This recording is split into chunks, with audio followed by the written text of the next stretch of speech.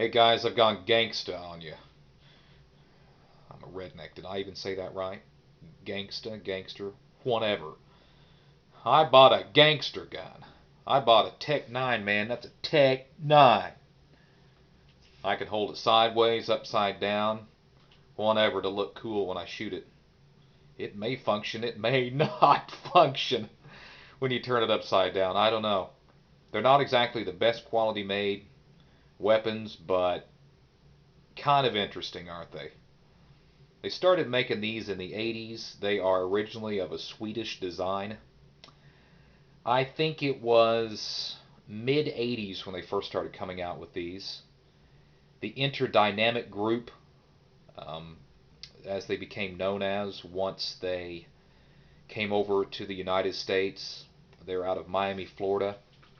The interdynamic AB company made the KG-99, which was the original design, and they had the threaded barrel and the long, um, it's like a flash suppressor, fake silencer looking piece on the front, and they would screw on, and it had the threaded barrel, which you could actually put a suppressor on it if you wanted to. But they came with actually what looked like a fake suppressor with holes in it. And they originally came with a design where you could put uh, somewhat of a little rail on the front where you could put a forward grip on it.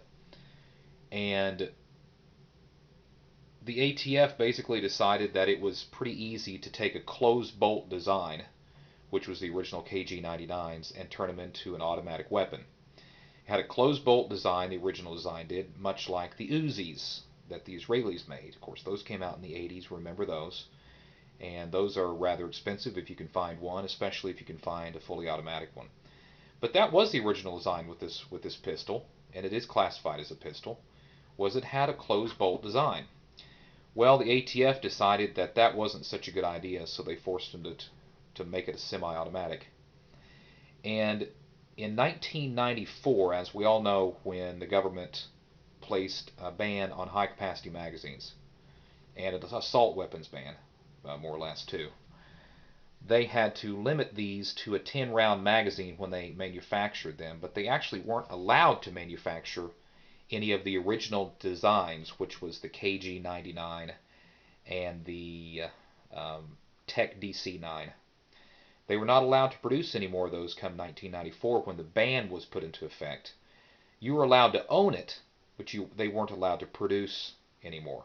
But you also weren't allowed to have this pistol if it had any more than a 10-round magazine in it. So what Interdynamics Group, or who later actually became known as Intratec, out of Miami, Florida, what they did was they came up with a redesign of this pistol. They didn't do anything different with the trigger group or the bolt or anything. None of that was changed. Even the frame was unchanged. What they did was they took away the threaded barrel and the shrouded fake suppressor and basically your ability to put any type of real suppressor on it. They went with an open bolt design and an exposed charging handle, and went with a little bit shorter barrel. This is just not even quite 3-inch barrel on this thing. And they produced these with a 10-round magazine. That way they could get away with actually producing and selling these after 1994. So this design actually became known as the AB-10, which the AB stands for after ban, which was after 1994. I believe this particular pistol was made in 1998, if I'm tracking my serial numbers right. And it did not make it illegal to purchase 32-round magazines for these post-ban, after-ban AB-10s, but it did make it illegal for the manufacturer to produce these after 1994 and sell a 32-round mag with it. That's why they would give you a 10-round mag with this. But what's the point of having a spray and pray type pistol like this with a 10-round magazine? Boring, right? But you can still go out and buy the aftermarket 32-round magazines, which is what I have here. These will also fit your original KG-99s and your original Tech DC-9s, the ones we all heard about in the 80s that the gangsters used to use, and the boys in the hood, the gang violence. They used to use a lot of these because the accuracy was not all that great with this pistol, but they would put a lot of rounds out, a lot of 9mm rounds out in a hurry as quick as you can pull the trigger. What more is there to say about this? They tried to make some look-alike copies of this original TEC 9 design with the AP-10 pistol, which was crap, from AA Arms, and it was crap. You know, I say that this is not a high-quality pistol, but you know it works really well. There's not a whole lot of parts to this pistol that can screw up. I'm going to show you in another video how to break this pistol down, and it's very simple, but it takes another video to show you that. So watch for that on my channel. But there's not a lot of parts. I mean, the bottom frame is all one piece. Your bolt is a large bolt that comes apart in, I believe, about 3 pieces. It's got 2 recoil springs, but it all comes out the rear of this receiver, and it all just goes back in so simply. And the barrel is not a floating barrel. It's fixed to this receiver here. Okay, so it's a fixed barrel design, which with most fixed barrel design pistols you would expect great accuracy, right? Well, this one is not really great on accuracy, but I have to admit to you it's more accurate than I thought it would be. I'm actually pretty surprised. When I went a week ago to the range, I shot this ammo out of it. You know, your Winchester white box, your value pack. It's just a basic 115 grain full metal jacket round. I did shoot some of this 124 grain ammunition here. Pretty good stuff. It's also FMJ.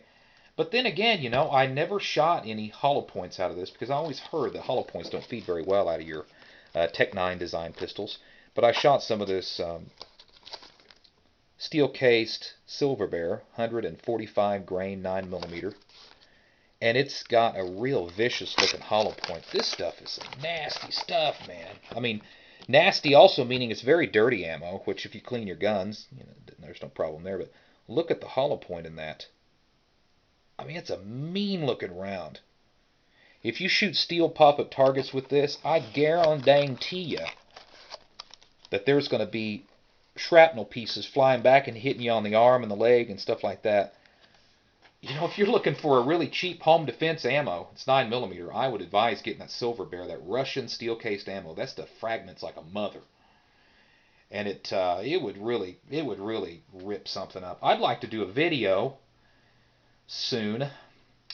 I'd like to take any one of my 9mm, maybe this one, any one of them. I'd like to take it out and I'd like to assassinate some fruit, some cantaloupes, apples, watermelons, and I'd like to take this Silver Bear hollow point stuff and see how bad it tears that up, man.